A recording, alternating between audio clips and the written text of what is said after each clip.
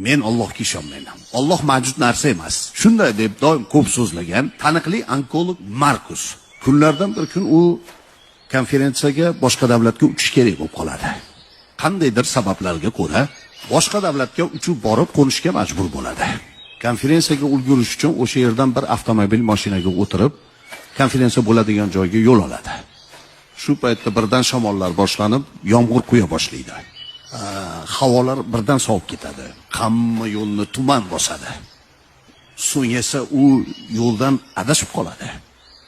U adashib qolib, umuman adashib boshqa qishloqqa borib qoladi. Qisqasi u mashinadan tushgach, u tunab qolish uchun ro'para kelgan bir eshikni taqillatadi va eshikni bir ayol kishi ochadi. U juda ham soqatgan edi.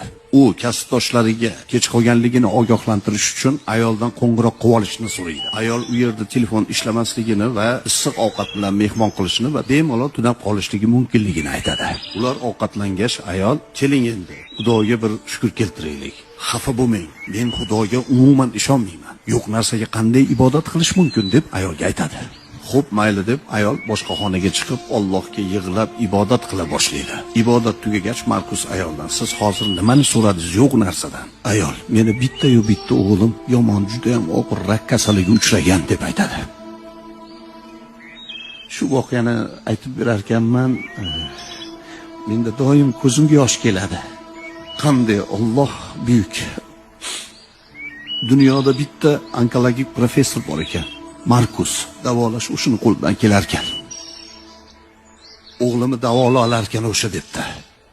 Shu paytda professorni hamma joy zirqirab ketibdi va u tushunibdiki, uchgan samolyoti, yomg'ir, mashina adashib qolib, to'g'ri shu xonadonga kelib taqillatganligini eslab, ayolni yig'lab duo qilganini ko'rgan. Professor shu xonadonga kelganligini va Alloh borligiga iqror bo'ldi.